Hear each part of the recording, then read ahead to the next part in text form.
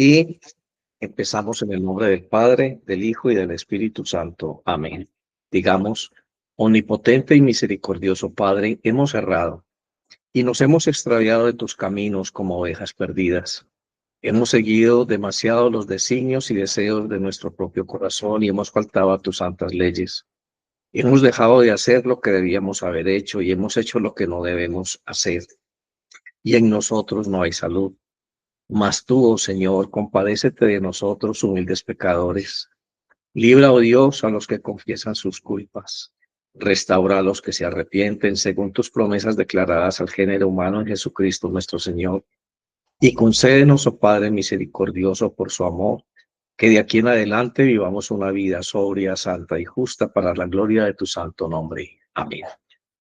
Padre nuestro que estás en el cielo, santificado es tu nombre, venga a nosotros tu reino. Hágase, Señor, tu voluntad en la tierra y en el cielo.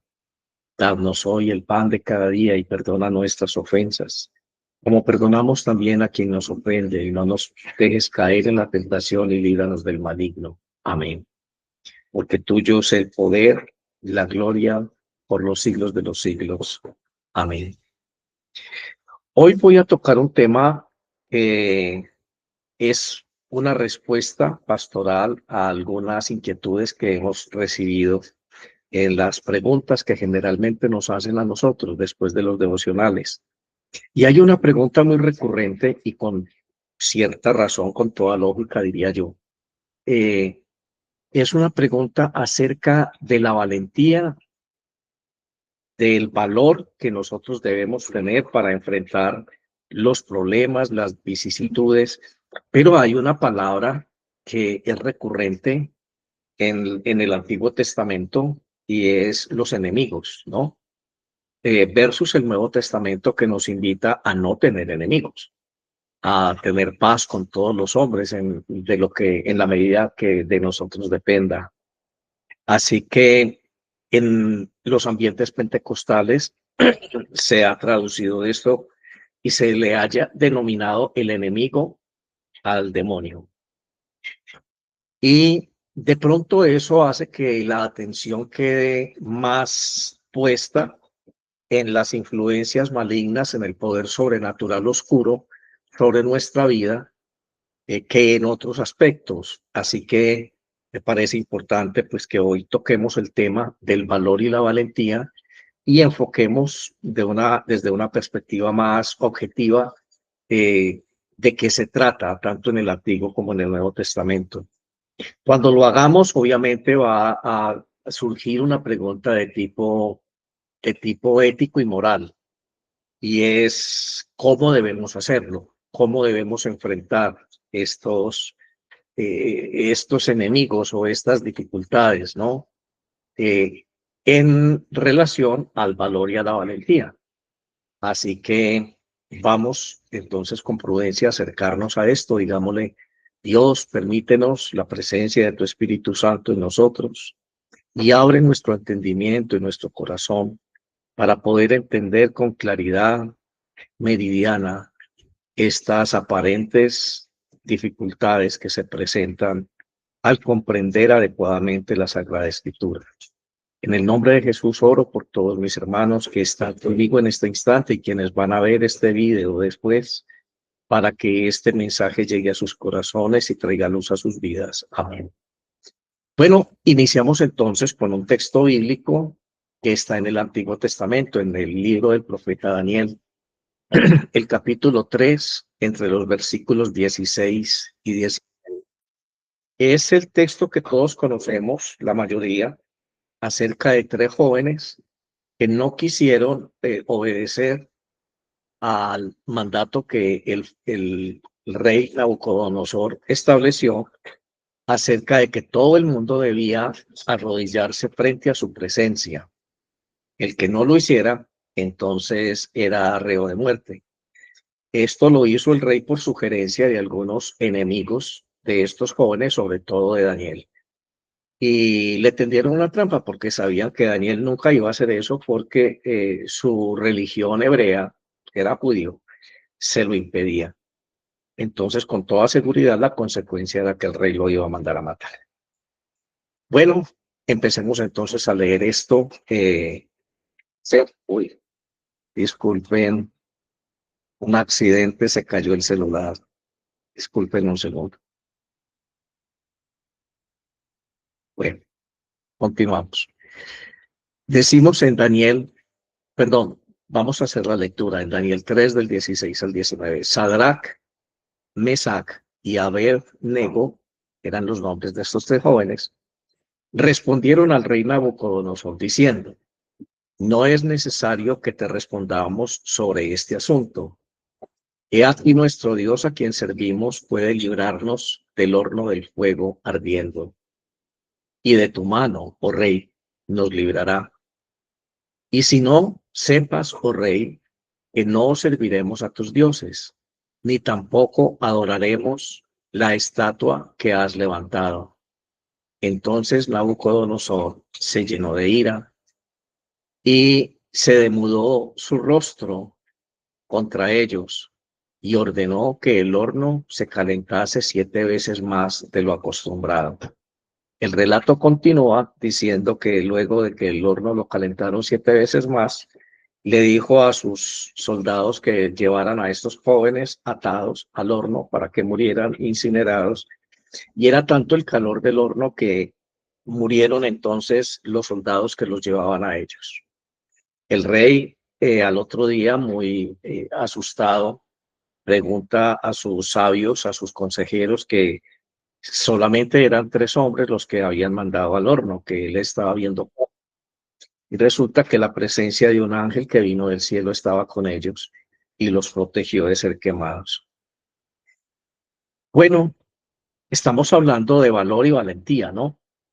Aquí vamos entonces a adentrarnos en estas consideraciones. La Biblia repetidas veces y en ocasiones reiterativas nos habla sobre la importancia de ser valientes, como en el caso de la orden que todos conocemos, este texto que ha pasado a ser histórico en nosotros, la orden que Dios le da a Josué en el momento en que Moisés ya muere, ya termina su ministerio y es reemplazado por Josué para llevar al pueblo al otro lado del Jordán y ocupar la tierra prometida. Entonces Josué es una persona joven y Dios le dice: mira que te mando y que te esfuerces, que seas valiente. No temas ni desmayes, porque yo iré contigo. Lo encontramos en el libro de Josué, capítulo 1, versículos 9 y siguientes. Dios le está dando a Josué una orden concreta. Yo te envío y te ordeno que seas valiente. Yo te mando que seas valiente y que no temas, no tengas temor ni desmayes, porque yo estaré contigo. Igual, una aplicación de esto lo vemos ya en la conducta de estos 3 jóvenes que acabamos de leer. Ellos fueron valientes y no tuvieron temor. Así que la valentía que Dios ordena no es solo la ausencia de miedo, como en el caso de Josué. A Josué le estaba diciendo: vaya y sea valiente, no tenga temor, sino también que la observamos en la disposición de obedecer y confiar en Dios, aún en medio de la incertidumbre y el peligro, como lo hicieron estos 3 jóvenes que narra el profeta Daniel. A partir de allí, entonces, miramos un apunte teológico. La valentía debe definirse como la virtud que impulsa al creyente a actuar con fe y confianza en Dios, enfrentando desafíos y adversidades, no por sus propias fuerzas, sino por la certeza de que Dios es quien le respalda y le sostiene. La valentía, entonces, es una virtud, y toda virtud en los santos de Dios viene de la presencia del Espíritu Santo. No podemos ser valientes desde el punto de vista bíblico sin que el Espíritu Santo lo obre en nosotros. Pablo lo dice de una manera muy clara: porque no recibisteis espíritu de temor, sino de valentía en Cristo Jesús.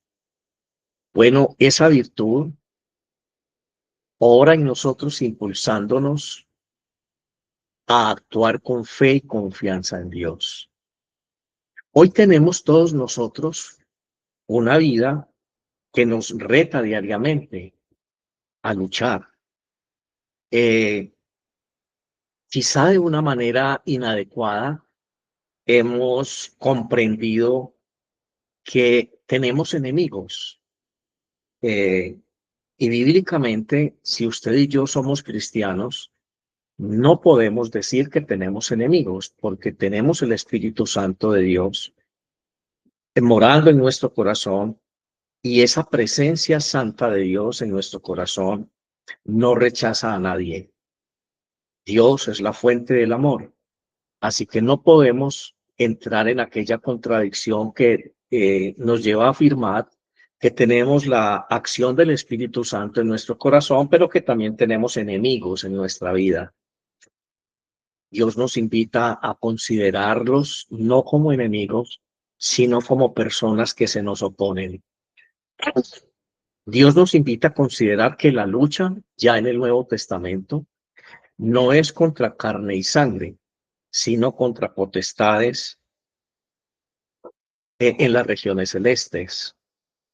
Es importante que comprendamos entonces que algunas personas, obrando desde la malicia de su corazón, desde su egoísmo, desde su ambición personal, corazones que no están normados por Dios, personas que no tienen una relación con Dios, que no tienen una mínima comprensión de lo que Cristo ha hecho en la cruz por ellos, estas personas entonces se nos oponen.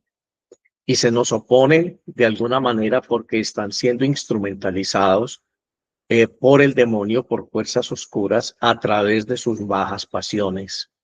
Como quizá nosotros también fuimos instrumentalizados en ese sentido en otro tiempo, cuando nosotros no éramos hijos de Dios, cuando nosotros no teníamos una relación con Cristo. En el Antiguo Testamento, los enemigos entonces eran los ejércitos de las naciones vecinas que se oponían al plan de Dios para el pueblo de Israel. Tuvieron luchas con estos ejércitos y con estas naciones vecinas.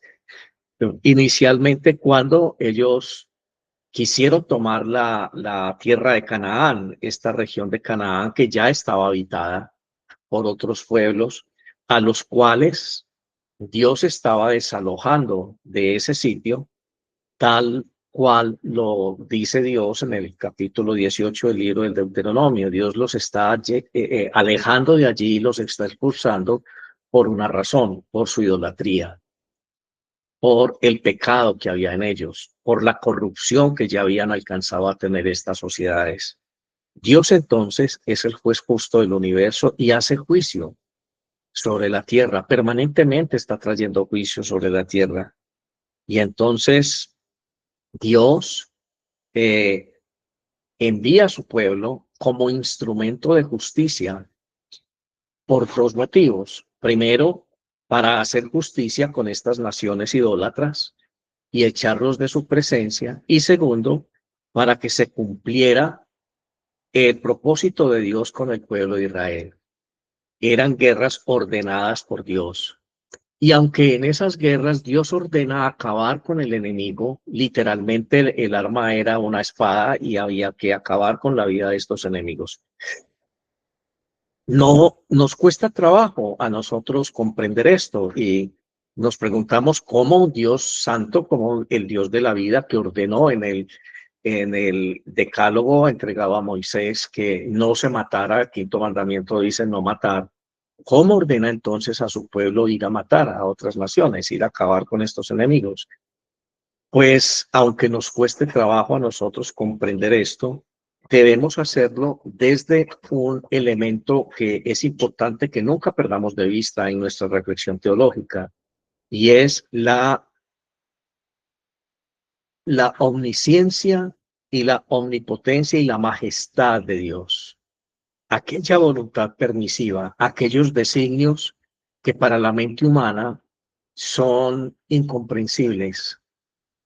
Dios hizo castigar a los ángeles que se rebelaron en su contra y utilizó como emisarios a los ángeles. Dios trajo juicio ante la maldad de Sodoma y Gomorra y utilizó como emisarios o como instrumentos de su justicia a los ángeles. Nada raro tiene que Dios esté utilizando ya no a ángeles para hacer llover fuego del cielo sobre estas regiones, estos pueblos, perdón, que estaban ocupando la región de Canaán, sino que utiliza a su mismo pueblo para que sean instrumentos de justicia. Finalmente, Él es el Dios de la vida. Finalmente, Él es el Dios inmutable. Él es el Dios que no podemos llegar a comprender y entender, pero que esto que estoy diciendo nos da una opción para analizar esto. Hay dos cosas que es importante que tengamos claras en esta valoración.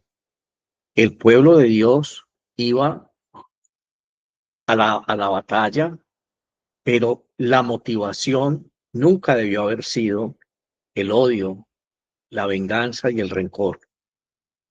Sigue vigente la ley para este pueblo. La ley que en sus dos primeras premisas contiene un mandato de amor. Así que aquel que iba a la guerra a batallar, lo hacía por fe, lo hacía en obediencia, sin odio y sin temor en su corazón, entendiendo que es parte de el instrumento que son ellos mismos, son instrumentos de Dios para impartir justicia, que no estaban luchando por su justicia ni por sus motivos, simplemente estaban actuando en absoluta obediencia, porque eran guerras ordenadas por Dios, eran métodos ordenados por Dios y permitidos por Dios en su santa y soberana autonomía. Los seres humanos que interactuaron allí entonces debían tener cuidado de no ir a estas guerras cargados de odio ni de rencor. De hecho, el pueblo hacía oraciones, cantaba los salmos y se alegraban y se regocijaban en Dios antes de la batalla. En la batalla obviamente morían algunos israelitas. Era imposible que algunos de ellos no murieran en la guerra. Pero ¿quiénes morían? Aquí la pregunta es por qué unos sí morían y otros no morían. Pues el azar de pronto nos podría decir que unos lucharon y batallaron mejor que otros. Esa es una opción que podría explicar esto. Pero acordémonos que son en el fondo, desde la teología del Antiguo Testamento, guerras de juicio. No sabemos nosotros cuánta fe, cuánta confianza en Dios había en estos combatientes y qué tan claro tenían que no debían tener odio y rencor en sus corazones. No sabemos cuánta entereza y cuánta justicia había en los corazones de ellos, siendo o concibiéndose a sí mismos simplemente como instrumentos de Dios. En estas batallas, ellos debían de entender también que sus vidas estaban en manos de Dios, y esto hace referencia a la fe. Dios le está diciendo a Josué: mira que te mando que seas valiente y no tengas miedo ni desmayes. O sea, no tengas temor, miedo, no vayas a desmayar, porque yo estaré contigo. Cuando usted y yo libramos las batallas como instrumentos de Dios, convencidos que somos instrumentos de Dios, de la justicia divina, entonces nuestra fe nos tiene que decir que nuestra vida y nuestra integridad está en sus manos. Así que hay muchas personas que aún en sus batallas, cumpliendo el deseo y el propósito de Dios, salen lesionados de alguna manera, salen heridos. Y aquí es entonces donde Dios nos invita a pensar qué tan íntegros somos nosotros en esos avatares de luchar. Ya en el contexto del Nuevo Testamento, el enemigo no necesariamente es el demonio. El enemigo, según la doctrina paulina bien comprendida, es nuestra propia carne, somos nosotros mismos. Porque venimos de una vida donde nosotros aprendimos a amar el pecado. Teníamos una concepción muy enraizada en nosotros de que la alegría, la felicidad y el placer son sinónimos de paz. Entonces yo tiendo a pensar que mi bienestar y mi paz dependen de los bienes materiales y del concepto que yo tenga de placer, de bienestar. Algo que definitivamente aprovechó Satanás para eh, desvirtuar esa virtud que por obra del Espíritu Santo y por obra de Dios debía de estar en nosotros toda vez que fuimos hechos imagen y semejanza divina, pero el demonio a través del pecado rompió esa, esa opción, degeneró esa imagen y esa semejanza. Y como decíamos en devocionales anteriores, centró el hombre en su propio corazón, siendo él el Dios de su propia vida. Así que encontramos que los placeres de este mundo, las borracheras, las orgías, todo este tipo de cosas, aprendimos a concebirlas como sinónimos de alegría, de placer y entonces tener bienes en este mundo, esforzarnos por conseguir riqueza en este mundo para derivar en esas conductas es lo que a nosotros nos daba o nos ha sido enseñado y quedó en nuestro subconsciente, que es el concepto de placer. En este proceso de regeneración divina en Jesucristo, cuando el Espíritu Santo viene a nosotros, empieza a enseñarnos otras cosas. El Evangelio entonces lo concebimos desde la perspectiva del Nuevo Testamento como una contracultura. Nuestros enemigos sabemos que tiene razón San Pablo cuando nos dice que no luchamos contra sangre y carne, sino contra potestades en las regiones celestes. Eso está bien, pero desde la perspectiva también de Pablo, desde otro punto de vista, enfatiza que el mayor enemigo de mi salvación soy yo mismo, es luchar contra mi carne. La teología clásica antigua entonces sacó desde allí esta famosa frase apostillada que los enemigos espirituales del hombre entonces son el mundo, el demonio y la carne. Pues ahora ya entendemos por qué lo decían, ¿no? Ser valientes entonces implica depender de la fidelidad divina. ¿En qué radica mi valentía? Pues yo tengo que ser valiente cuando confío en Dios. La fe sin valor, sin valentía, esa fe que no me motiva a ser valiente creyendo que lo que Dios me dice es verdad, que es inmutable. Esa fe no es una fe motivada por el Espíritu Santo, sino más bien un concepto de fe que se ha insertado en mí y que me ha llevado a pensar erróneamente que yo sí tengo una fe conforme al corazón de Dios. Aquella fe que uno escucha que todas las personas están diciendo a diario, no, con el favor de Dios yo sé que Diosito me va a ayudar y yo voy a hacer esto y yo voy a salir bien en esto. ¿Y dónde queda la integridad? ¿Y dónde queda la santidad? ¿Cómo cree esa persona que el Espíritu Santo podría tomarlo como instrumento de justicia para llevar a bien o hacer justicia en esas circunstancias que le están sucediendo que son contrarias? ¿Cómo cree esta persona que Dios podría obrar a través de él para su propia libertad? Entonces es muy diferente pensar en la fe o definir la fe desde esa perspectiva a tener una vida de obediencia, de conocimiento de Dios, de permanente experiencia de vida con Dios, que me lleva a mí a pensar y a decir con claridad y sin lugar a equivocarme que Dios siempre me escucha, que soy testigo del poder de Dios en mi vida, que soy testigo de la forma en que Dios está actuando en mí. Esa fe que deriva no de un concepto, sino de una experiencia real con Dios, es esa fe que me da la valentía, el valor para enfrentar cualquier vicisitud en la vida, e incluso enfrentarme a mí mismo. Esa fe me hace a mí mantener la integridad y proclamar la verdad, aun cuando esto conlleve riesgos y sacrificios personales.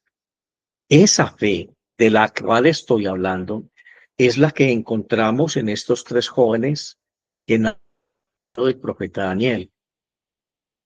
El, el rey había promulgado una ley, había hecho una imagen de sí mismo ante la cual todo el mundo tenía que rendirse, porque en aquella época en los pueblos paganos los reyes eran dioses.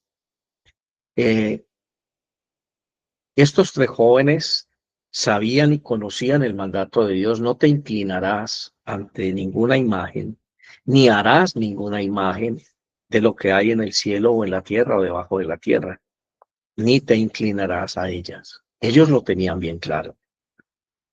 El mundo entonces les tiende una trampa. Sus enemigos, aparte de que también era el demonio tratando de interferir en la historia, en el plan que Dios tenía a través del ministerio del profeta Daniel.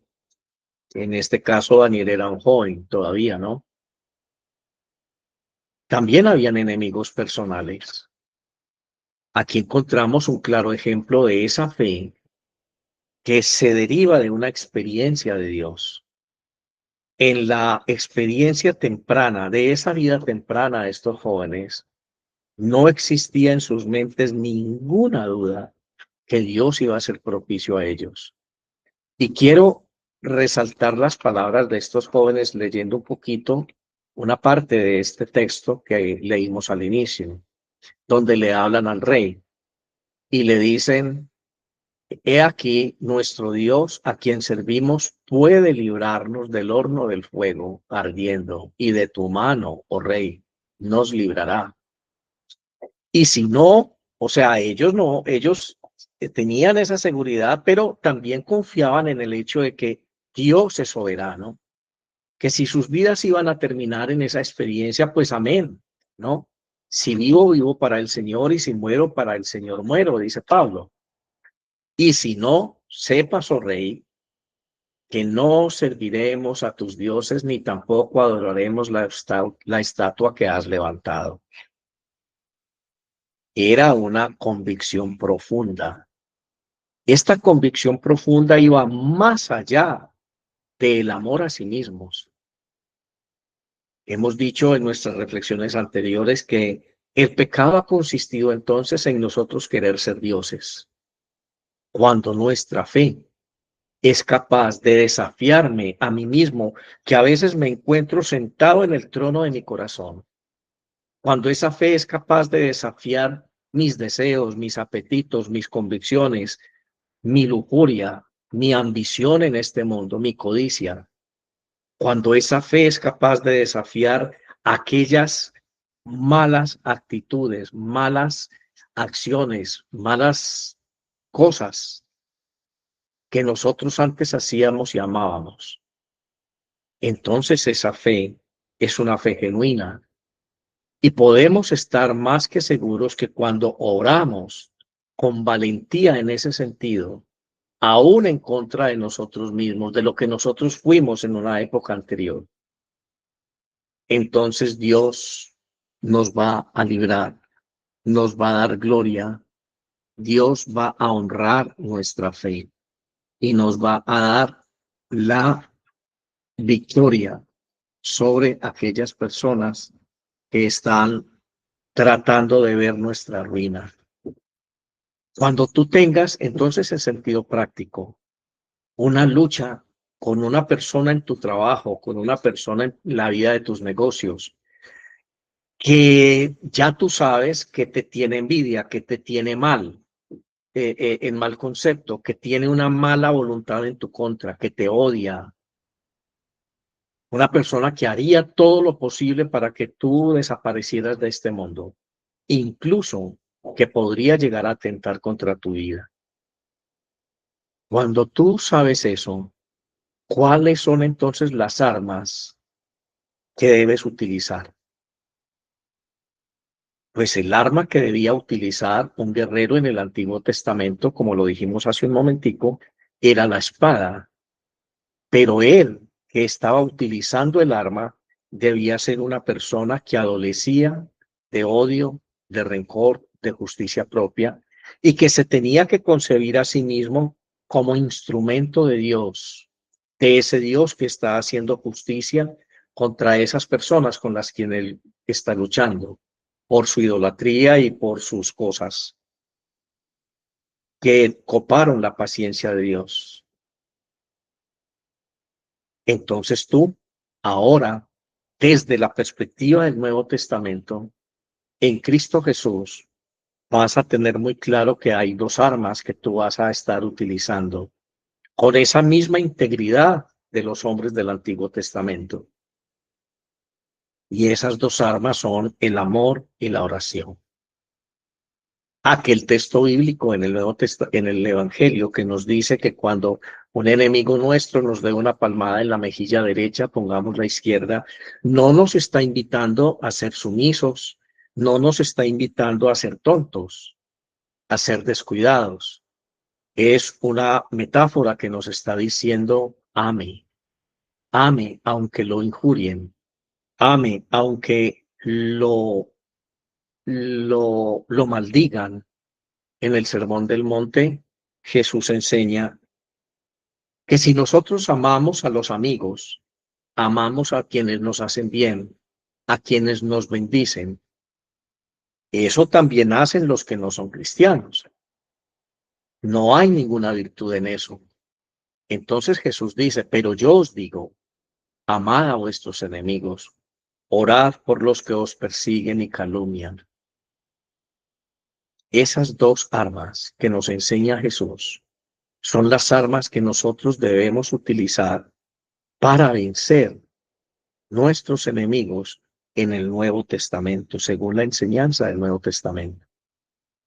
Los antiguos tenían un arma que era forjada, que era de metal, pero ellos estaban llevados y ellos habían sido instruidos a tener una rectitud, una ética como pueblo de Dios, una actitud de integridad, de obediencia, un grado de conciencia que eran simplemente el instrumento de Dios, que no debían odiar, que debían amar. Y es ese mismo mandato el que Jesús reitera en esta enseñanza cuando está haciendo el Sermón del Monte y nos está a nosotros enseñando cómo luchar contra nuestros enemigos. Pongamos esto en el plano real. ¿Contra quién te enojas tú cuando te niegan un crédito en el banco? ¿Contra quién te enojas tú cuando no consigues a tiempo un empleo? ¿Contra quién estás enojado? ¿Contra quién estás peleando? Satanás nos ha llevado en tal grado de confusión que cuando estamos tan acosados por estas circunstancias terminamos peleando con el mismo Dios, culpándolo a Él de las desgracias nuestras, culpándolo a Él de las cosas que se nos oponen.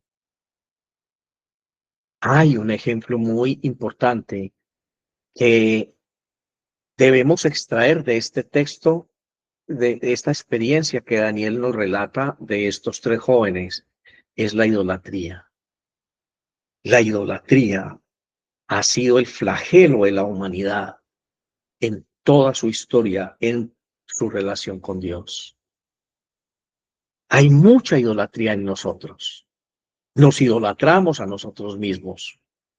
Idolatramos las personas que amamos. Idolatramos las cosas que tenemos. Mi ídolo es mi carro, mi ídolo es mi finca, mi ídolo es mi posición social, mi ídolo soy yo mismo, recibiendo gloria, honor y reconocimiento social por lo que he conseguido con mis manos. Cuando Dios nos está diciendo que somos tontos. En el libro del Apocalipsis, el capítulo 3, versículos 20 en adelante, en este mensaje que ya he compartido con ustedes, cuando Dios le habla a la iglesia en la Odisea y le dice: tú eres un pobre ciego, desventurado y desnudo, porque tú te jactas de que todo lo que tienes, que tú eres muy importante, y no te has dado cuenta que no eres sino eso, un pobre ciego, desventurado y desnudo. Y les da un consejo: pues yo te aconsejo que de mí compres oro refinado en fuego. Lo mismo que Jesús decía en otro tiempo, en su ministerio público: no atesoréis tesoros en la tierra, donde el orín y la polilla los corroen, más bien atesorada en el cielo, donde ni la polilla ni el orín los corroen. Atesorar en Dios, enriquecernos en Dios, enriquecer nuestro espíritu es sinónimo de llevar una vida sin idolatría. ¿Qué es la idolatría? Adjudicarle a cosas materiales virtudes divinas. Cuando tú crees que la medalla que llevas en el pecho es la que te va a librar por el poder que tiene la medalla de Satanás y de los peligros, estás idolatrando. Cuando tú crees que un muerto puede sentarse al lado tuyo en tu carro, por más mamá o por más hermano o tío que haya sido el muerto: venga, acompáñeme, que yo necesito que usted me libre de todo peligro en este viaje que voy a emprender en este carro hasta llegar a esta otra ciudad. Cuando usted abiertamente le está otorgando personalidad y autoridad al universo para que rija su vida a través de las cartas del tarot, de los signos zodiacales, de toda esta cantidad de tonterías. Cuando usted está creyendo en afirmaciones que acompañan la meditación trascendente, todo el esoterismo y todo este tipo de cosas que hacen los brujos. Cuando usted va donde un brujo y le entrega toda su fe y cree, se somete a su autoridad espiritual para que este brujo le lea la suerte o le diga qué es lo que le va a pasar en el futuro, usted le está dando la autoridad a ese brujo para que escriba su futuro. Eso es idolatría. Así que la integridad que debía tener el pueblo de Israel, empuñando una espada de acero o de hierro, en el sentido de que el amor y esa relación con Dios, esa conciencia de ser instrumento de Dios en el propósito divino, sin importar el método, porque Dios es Dios. Él simplemente, cada soldado simplemente era un instrumento de Dios. Es lo mismo que nosotros debemos tener, porque estamos sirviendo al mismo Dios, un Dios inmutable. Solo que ahora nosotros luchamos de una manera mucho más frontal y más diversificada y sutil contra lo mismo que luchó Israel toda la historia del Antiguo Testamento, la idolatría. Por idolatrar, Israel incluso es sacado de la tierra prometida y empiezan a vivir una cantidad de circunstancias difíciles. Naciones que los invadían, los llevaban cautivos, los esclavizaban porque idolatraron. Así que nuestro enemigo común en el Antiguo y en el Nuevo Testamento es la idolatría. Nuestra actitud debe ser una actitud de una fe profunda, una fe producto de nuestra relación con Dios, no de un concepto imaginario y subjetivo. Detectar el enemigo no necesariamente es ver demonios en todo lo que nos está pasando. Es entender que sí hay un enemigo que se nos opone permanentemente a nuestra salvación, pero que hay otras circunstancias que se nos oponen, que también podríamos clasificar como enemigos, y en esa lista somos nosotros el primer ítem. No ver a los demás con enojo, con odio, con resentimiento. No tomar, así nosotros seamos las víctimas, no tomar nuestras luchas como nuestras, sino confiando en la palabra de Dios que nos dice, porque mía es la justicia, mía es la venganza, yo haré justicia, dice el Señor. Aquí nosotros tenemos entonces un panorama un poco más amplio acerca de esto. Esto que acabo de decir lo repite el apóstol Pablo en la carta a los Romanos. No os venguéis vosotros mismos, amados míos, sino dad lugar a la ira de Dios, a la justicia de Dios, porque escrito está, mía es la venganza, yo pagaré, dice el Señor. Así tú seas la víctima, no estás luchando tu batalla, hermano. Así tú seas la víctima, no estás luchando por ti. Todo el tiempo tú eres un instrumento de Dios.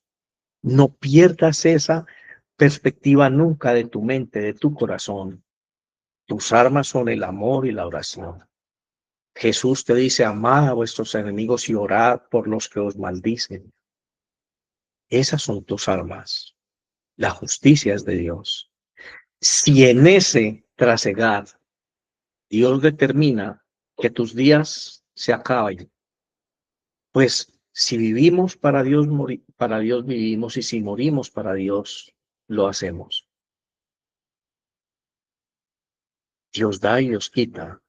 Bendito sea el nombre del Señor, nos dice el libro de Job. Vamos a orar. Vamos, por último, a considerar que quienes estén librando situaciones difíciles, la Biblia tampoco es ajena al hecho de que esa justicia de Dios debe hacerse y debemos buscarla también en el estamento social. Pablo nos exhorta a buscar justicia en las autoridades. Él reconoce el poder del Estado en toda injusticia que se esté cometiendo, bien en contra nuestra o en contra de otros. Él nos enseña en la misma carta a los Romanos, en el capítulo 13, en el versículo 1, sométanse toda persona a las autoridades superiores, porque no hay autoridad sino de parte de Dios, y las que hay por Dios han sido establecidas. Aunque se habla del papel, aquí se habla, perdón, del papel del Estado para castigar el mal y proteger a los inocentes. Hay situaciones en las que tú debes denunciar. Hay situaciones en las que tú debes poner en conocimiento de la justicia ordinaria aquellas cosas que no están bien, que se están haciendo mal contigo. Es una opción que tú tienes, aparte de conocer que tu verdadera arma no es eso. Tu verdadera arma es el amor y la oración. Pidamos a Dios que esta enseñanza hoy nos cuestione, que cualquiera que sea el concepto de enemigos que tengamos, lo podamos redimensionar. Somos hijos de un Dios que no odia, de un Dios que es amor, de un Dios que murió por la salvación de toda la humanidad, incluyendo aquellos que te quieren hacer daño o que te están haciendo daño. Para poner un poquito de alivio en el acoso que te están haciendo, está la justicia humana. Pero tu batalla, tu verdadera batalla, no es con sangre y carne, no es con él, sino con potestades en las regiones celestes. Esos enemigos espirituales, incluso puede ser tú mismo cuando no oras bajo la influencia del Espíritu Santo. Bueno, oremos entonces con esta comprensión meridiana y terminemos diciendo que la valentía en un cristiano se expresa en la capacidad de amar, incluso en medio de las amenazas, manteniendo la fe en que Dios es quien finalmente sostiene y defiende a quienes le buscamos de todo corazón, porque todas las cosas ayudan a bien a quienes amamos a Dios. Padre Santo, en el nombre de Jesús, te damos gracias en este instante por esta lección de vida que nos estás dando, porque nos aclaras muchas cosas que había en nuestro corazón desde una perspectiva sencilla. Padre, perdónanos aquellas ocasiones en las que dudamos de tu santidad.